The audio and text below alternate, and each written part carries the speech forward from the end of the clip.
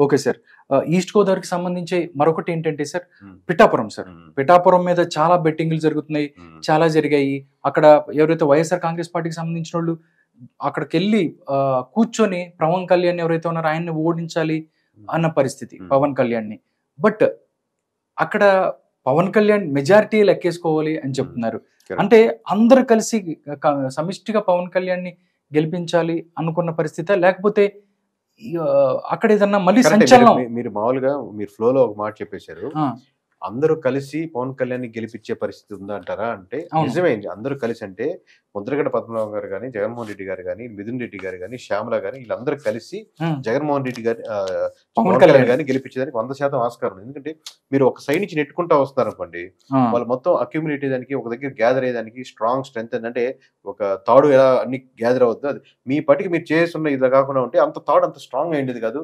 ఆబ్వియస్‌గా చాలా ఫ్యాక్టర్స్ వంగ గీత గారికి అడ్వాంటేజ్ అయ్యి ఎంతో కొంత పర్సెంటేజ్‌తో ముందుకుండేవాళ్ళు. అదే గెలిచేవారు కాకపోవచ్చు కానీ పవన్ కళ్యాణ్ గారి మెజారిటీ ఇంత ఉండేది కాదు. బట్ మీరు టూ మచ్ కాన్సంట్రేషన్ పిఠాపురం మీద పెడితే మీరు పిఠాపురంలో పెట్టే ఎఫెక్ట్ అక్కడ ఆహ్, రాయలసీమ వరకు వాళ్ళకి కనపడింది. అక్కడ మీకు ఎఫెక్ట్ ఇచ్చారు. ఇక్కడ మీరు ఒక నియోజకవర్గం తీసుకుంటే అక్కడ 52 నియోజకవర్గాలు ఎఫెక్ట్ ఇచ్చారు. మీరు అనొచ్చు రాయలసీమలో జనసేనకి ఎఫెక్ట్ ఉంటదని. ఉంటదా? ఉండదా? అదే మీరు సానుభూతి పరులు లేకపోతే ఓట్లు పోయినసారి వేద్దాం అనుకున్న వాళ్ళు చాలా పర్సెంటేజ్ అంటే 10-15% వరకు ఆ అవును. ఎఫెక్ట్ గ్రౌండ్‌లో స్ట్రాంగ్‌గా వర్క్ చేసిన వాళ్ళున్నారు. మీరు పిఠాపురం చూసుకుంటున్నారు. వాళ్ళు రాయలసీమ చూసుకున్నారు. ఓకే.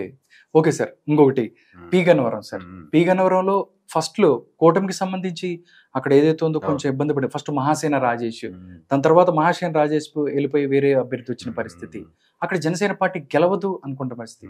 బట్ అక్కడ చూసుకున్నట్టయితే అది కూడా గెలిచే పరిస్థితిలోనే మీరు జనసేన అన్ని కూడా గెలవబోతుంది. అంటే మహాసేన రాజేష్ కూటమితో విభేదించిన తర్వాత ఎస్సీల ఓట్లు ఏదైతే ఉన్నాయో ఎక్కడ కూడా జనసేన పార్టీకి పడనివ్వకుండా చేస్తాను అని మాట్లాడిన పరిస్థితి.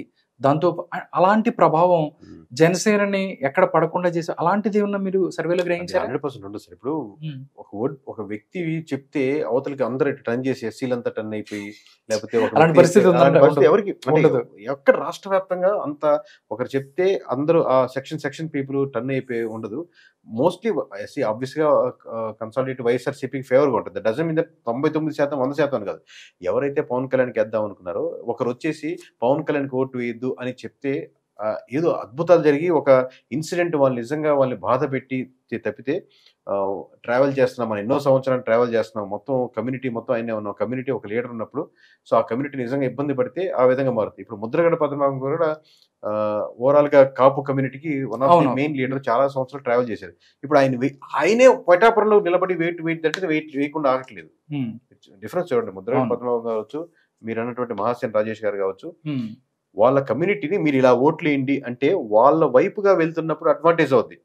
ఈసారి లాస్ట్ టైం మనం జగన్మోహన్ రెడ్డి గారికి ఓటేద్దాం అనుకున్నప్పుడు వాళ్ళ వైపు వెళ్తున్నప్పుడు ఇంకొక మీరు 1% 2% యాడ్ అయ్యొచ్చు. మీరు వాళ్ళు వెళ్లే దారికి రివర్స్ దారిలో వెళ్ళి నా వెనకాల రండి ఎవరు ఉండరు. అది ముద్రగడ పద్మనాభం గారు అయినా సరే, మహాసేన రాజేష్ గారు అయినా సరే, ఎవరైనా సరే. నాట్ ఓన్లీ ఎనీ ఫ్లోకి. Okay sir. నెక్స్ట్ తూర్పుగోదావరి మనం చూసుకున్నట్టయితే అలాంటి పరిస్థితి. పశ్చిమ గోదావరి అయితే మొత్తం క్లీన్ స్వీప్ అని చెప్పిన పరిస్థితి. అంటే పశ్చిమ గోదావరికి సంబంధించి కొన్ని ఏదైతే ఉంది రఘురామరాజు గారు అక్కడి నుంచి పోటీ చేసిన పరిస్థితి. వైఎస్ఆర్ కాంగ్రెస్ పార్టీకి రఘురామరాజు గారు ఆయన చూసుకున్నట్టయితే వాళ్ళిద్దరి మధ్య జరిగిన ఫైట్ చాలా రసవత్తరంగా ఉంది. డెఫినెట్లీ ఆయన ఓడించబోతున్నారు అక్కడ ఎదుటి వాళ్ళతో కూడా అని చెప్పి వాళ్ళు చెప్పిన పరిస్థితి.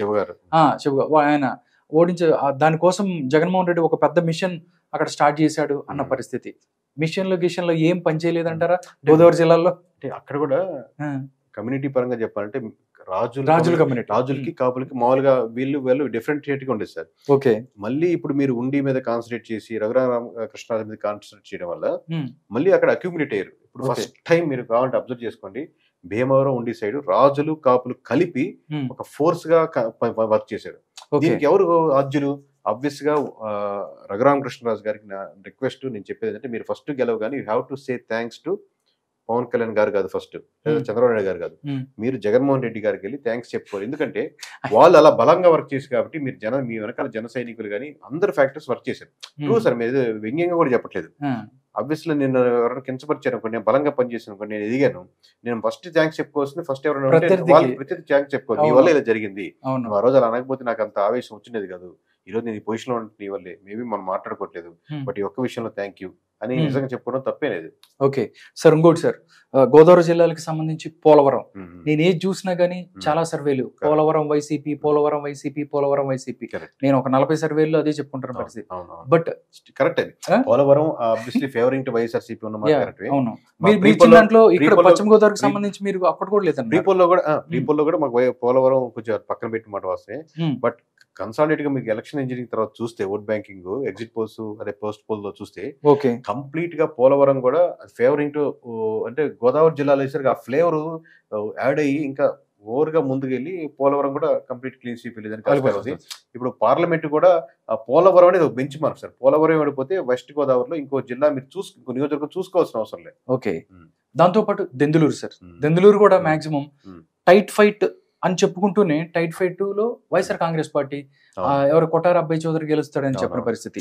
నిజంగా అది కూటమి వైపు టర్న్ అవ్వటానికి సిచ్యువేషన్స్ అంటే చాలా మంది ఎవరైతే టీడీపీ నాయకులు ఉన్నారో వాళ్ళందరినీ చింతమనేని ప్రభాకర్ దూరం పెట్టుకున్నాడు అని చెప్పిన పరిస్థితి. దాంట్లో కూడా బట్ అంత వ్యతిరేకత లేదు అని అంటే కరెక్టే సార్. ఇప్పుడు చాలా నియోజకవర్గాల్లో పార్టీ ఓట్ బ్యాంకింగ్ డౌన్ అవుతుంటే ఇండివిజువల్ గా ఒక క్యాండిడేట్ దాన్ని పుష్ చేయడం కానీ, దాన్ని అంటే వస్తున్న తుఫాన్ని ఉధృతంగా వస్తున్నటువంటి దాన్ని అడ్డుకట్ట వేయడం కానీ కుదరదు. బట్ ఓన్లీ మీకు దెందులూరులో ఒక అడ్వాంటేజ్ ఏమైందంటే వైఎస్ఆర్సీపీకి ఆబ్వియస్లీ అబ్బాయి చౌదరి గారి మీద ఏముందో చిన్న చిన్న ఇష్యూస్, నెగిటివిటీస్ ఉన్నట్టు ఓవరాల్ గా ఒక పాజిటివ్ వ్యూ అంటే ఆయన కనెక్టెడ్ చేసుకోగలిగారు. అవునండి. At the same time last time Chintamaneni Rao garu మీద టూ మచ్ ఆఫ్ ఇష్యూస్ ఉన్నాయి కాబట్టి ఆబ్వియస్ గా జనాల పర్సెప్షన్ ఏంటంటే ఖచ్చితంగా ఇది అబ్బాయి చౌదరి గారు పుష్ చేసుకోగలుగుతారు, పుల్ చేసుకోగలుగుతారు, చింతమనేని ప్రభాకర్కి ఓట్లు వేయరు కదా అక్కడ ఎందుకు వేస్తారు, ఇది బయట నియోజకవర్గాల్లో ఉన్నటువంటి డిస్కషన్. బట్ ఆబ్వియస్లీ ఒక మండలం ఫేవర్ గా ఉండొచ్చు వైఎస్ఆర్సీపీకి. దట్ డజంట్ మీన్ దట్ అన్ని మండలాలు కొట్టేస్తుందని కాదు. మోస్ట్లీ వేవ్ వస్తే 4 మండలాలు కొట్టేయచ్చు, అది కాదు ఫ్యాక్టర్. మోస్ట్లీ ఇప్పుడు ఆ వేవ్ వచ్చిన డిఫరెన్స్ ని ఒక అబ్బాయి చౌదరి గారి ఒక పాజిటివ్ అన్న క్రెడిబిలిటీ చనిపోవట్లేదు. అదొక్కటే ఆ ఒక్క లేయరే చనిపోవట్లేదు. అదే పార్టీ నుంచి ఒక పాజిటివ్ వేవ్ రోడ్ల పరంగానో, ఎంప్లాయ్మెంట్ పరంగానో, లేకపోతే లెక్కర్ ఇష్యూస్ పరంగానో యాడ్ ఆన్ అయి ఉంటే చాలా ఫ్రీగా ముందు పశ్చిమ గోదావరి జిల్లా కొట్టే జిల్లా ఫస్ట్ మేబీ దెందులూరు అయ్యింది అట్లా అంటారు. ఓకే సార్, కృష్ణా జిల్లాకి వెళ్లే ముందు తూర్పు గోదావరి, పశ్చిమ గోదావరిలో కాపులు ఎక్కువ ఉన్న పరిస్థితి.